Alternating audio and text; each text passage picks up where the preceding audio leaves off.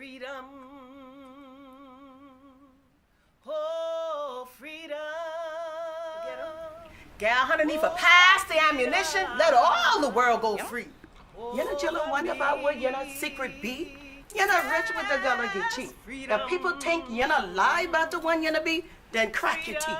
But you're history. You ain't supposed to know what 40 acres and a mule is. Well, I do know Gullah Geechees became the largest group of black people to own land collectively in the U.S. during the Civil War and not after the Emancipation Proclamation. See, this was land that we bought. It was not land issued because of William T. Sherman's Special Field Order Number 15, which is where 40 acres and a mule come from. Them buckers, he had no right for coming here and kill me members.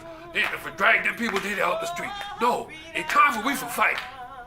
It's time for we for fight. It's time for we for fight. It's time for we for fight.